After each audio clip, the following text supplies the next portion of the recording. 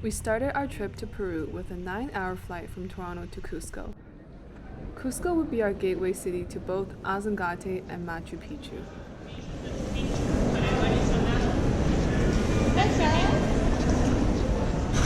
We booked an airport transfer with our Airbnb host since it would be easier to find our place in this busy city. He will meet us at the gate and bring us to where we were staying. This is the airport at Cusco.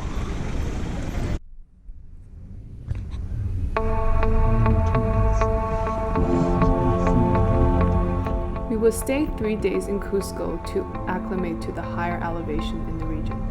The highest point of our trip will be 5,200 meters in elevation, so acclimatization is a must for us in order to have a successful trip.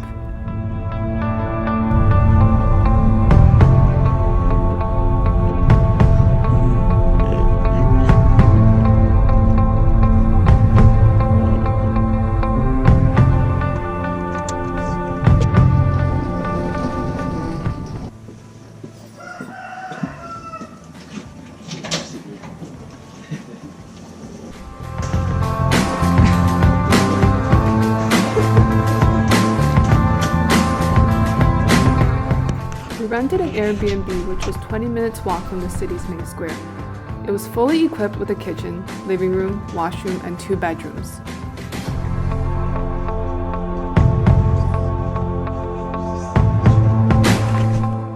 On the first day, we visited a historical ruin called Sacsayhuaman. It's located 2 kilometers outside of Cusco. Located on a steep hill that overlooks the city, the fortified complex has a wide view of the valley to the southeast. Sacsayhuaman is a UNESCO heritage site built by the ancient Inca Empire that once ruled over Peru.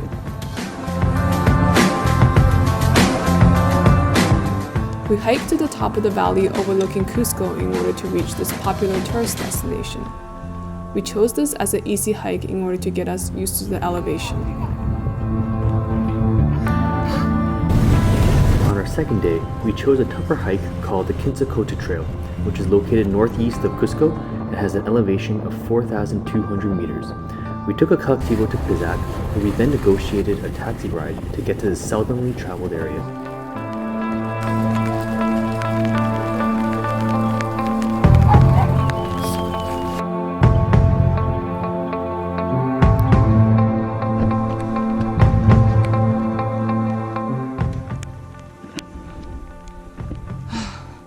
We're at 4,000 meters above sea level. I'm breathing pretty hard.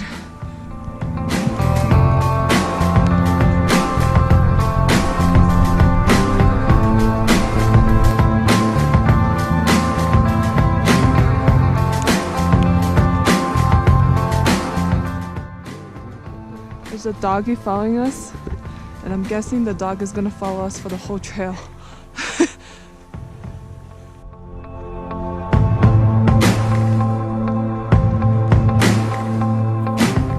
At around this area, we actually lost Catherine at some point as we split up to find the correct trail. Luckily, the dog was following Catherine, and we were able to find her because we heard the dog barking.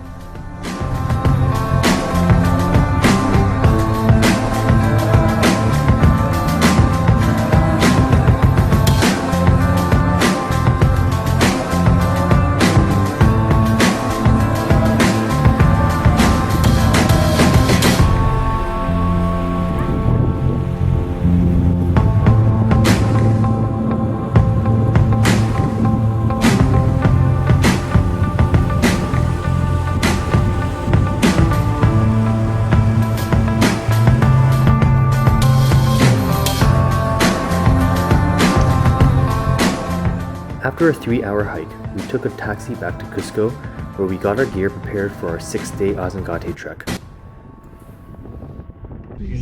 We're on our way for a 6-day Ausangate hike. We're in this giant SUV or van with our guides. We began our Ausangate hike from the town of Tenki and hiked to the home of our guide, whose name was Cirilio.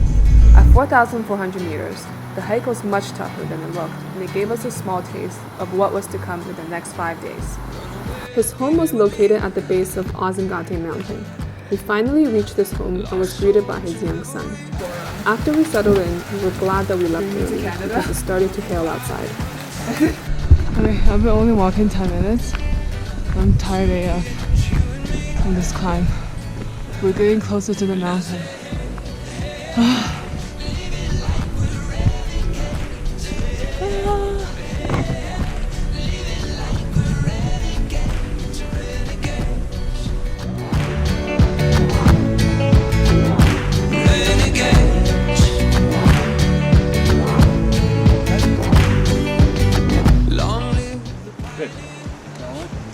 Wow, the sky is really clearing up. We're getting really lucky, but it's supposed to rain today.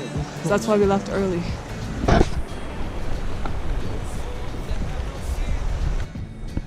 We're coming across a herd of alpacas. Ooh.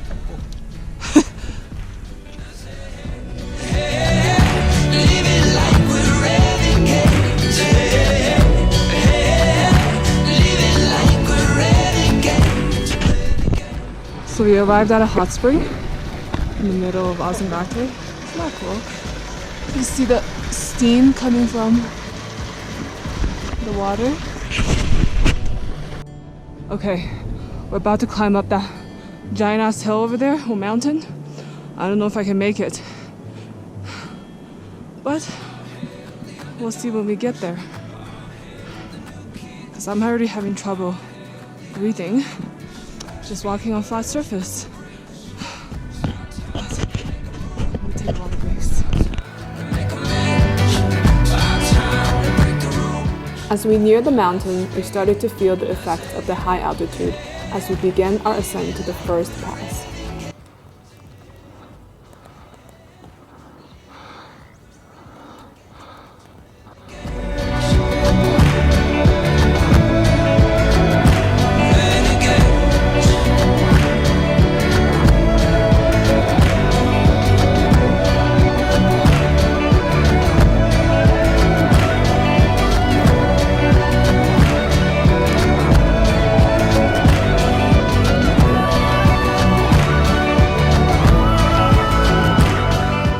Alright guys, so we're about 3 hours into our hike and all of us are really tired.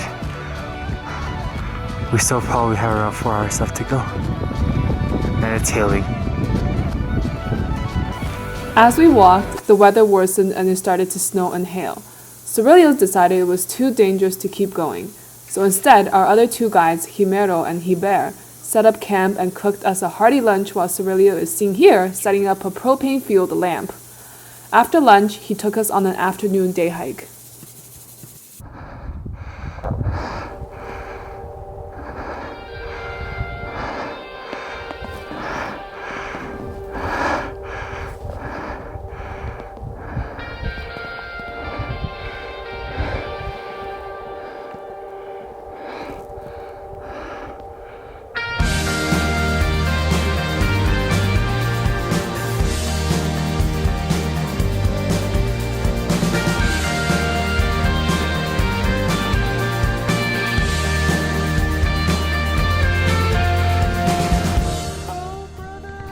I'm on the horse right now because this uphill is too much for me to handle. So shamelessly, I've opted for the horse. I can't seem to hold on, it's very puppy. Oh my God. There's Daniel struggling to get up. That's right.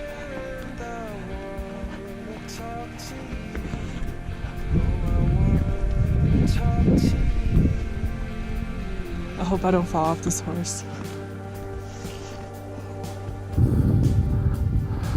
We're now at 4,900 meters. And this is the view we get after going past the pass up there.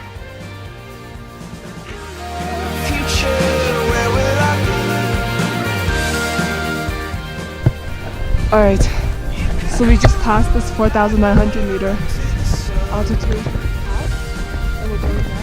Oh my gosh, I'm speechless. Just look at the scenery. Oh my God.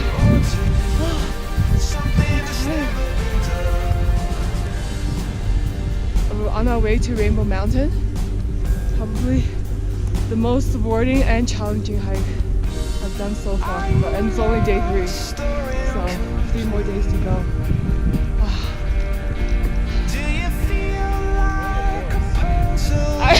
I rode a horse, but that was documented in this video as well.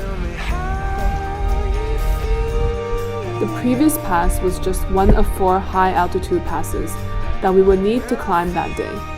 After the first pass, we had to stop filming in order to focus on the steep uphill due to the lack of oxygen. All of us started to feel short of breath, slight headaches, and a numbing sensation in our feet and hands. Even though the views were beautiful, we felt tired and miserable at the time.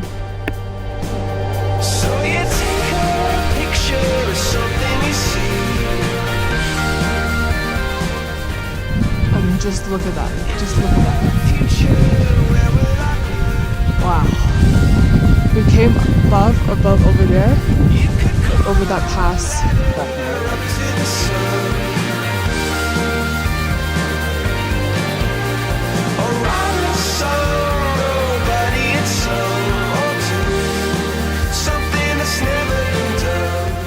From here, we approached the highest pass of our hike. The overall ascent took 2 hours, and I didn't think I was going to make it. Oh my god, we just climbed to 5,200.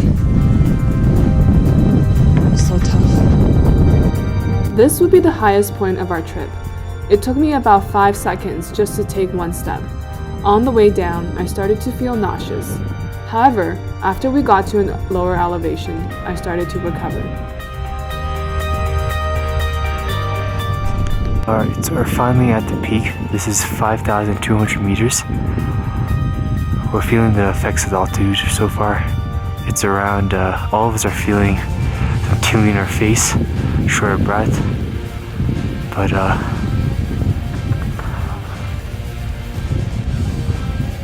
you can see a lot of things trying to pass over here.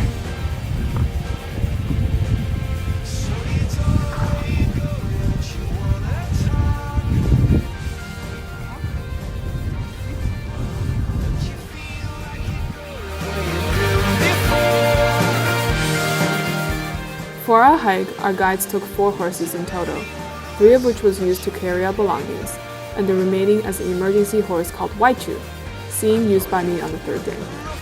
That night, we set up camp near a rest house. What we didn't expect was a big snowstorm that passed by.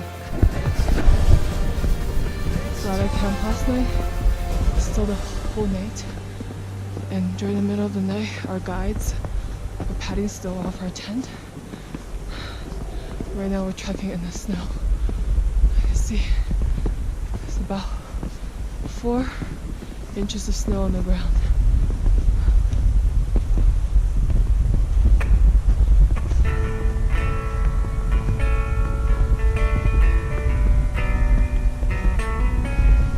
About 5,000 meters above sea level right now. And we're having a lot of trouble breathing. We're finally nearing the pass that's around 5,200. But as we've been going along this path, we've been getting this kind of view.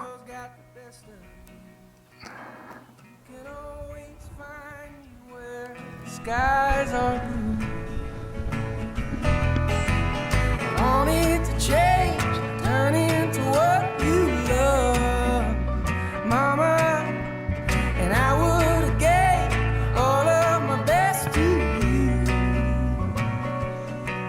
So if you ever need a fool who will give you a love so true, you can always find me where the sky. As we were nearing the end of our Ausangate trek, we were left with a deep sense of gratitude for our 3 guides.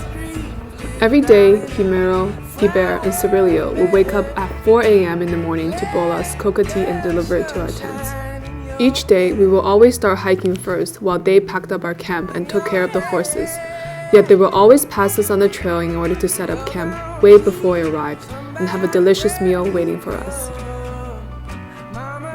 The level of service that we received from them was humbling, and we left with a deep respect for the resilience and generosity of these Quechuan people. And you're looking for someone. We can always find where the sky. The next day, we parted with our guides and bid them farewell. Over the next week, we would begin our journey to Machu Picchu. Along the way, our plan was to stop at the salt mines, and then stop in the town called Ollantaytambo before we took the train to Machu Picchu.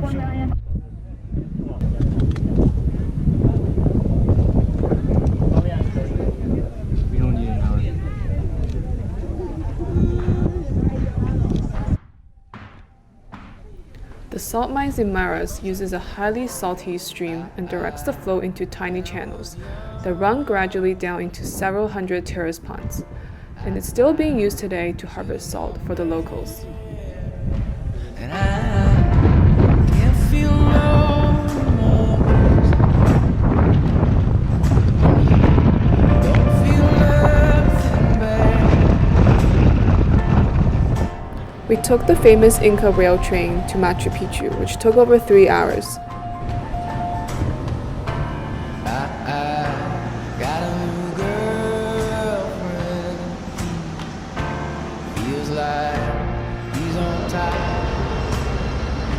And I don't feel no more. We stayed the night in the old town and got up the next day to climb Huayna Picchu, which is the famous picturesque mountain in the foregrounds of Machu Picchu. The hike was a steep and dangerous climb, and made even more treacherous by the continuous rain. Heaven help a fool who falls in love.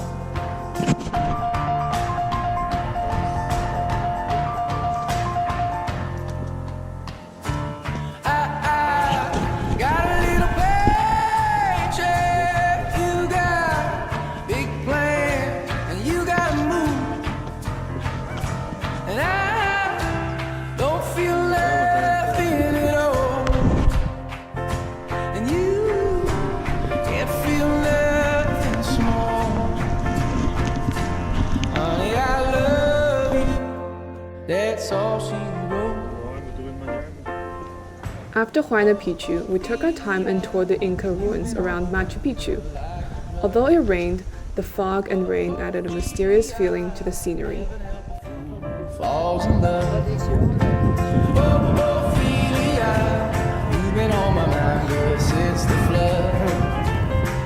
Ophelia, heaven help a fool who falls in love. Ophelia, you've been on my mind, girl, like a drug. Ophelia, heaven help a fool who falls in love. From Machu Picchu, we took a plane from Cusco to Lima, where we were excited to go to one of the best restaurants in the world, called Central. Here we would taste 16 dishes from 16 different elevations of Peru, which takes advantage of Peru's most diverse produce due to its proximity to the sea, as well as the variation in elevation. We ended our trip to Peru by spending the remaining time by the sea. Peru was a breathtaking country with diverse ecosystems and was one of our most memorable trips. We will definitely be returning to this beautiful country in the years to come.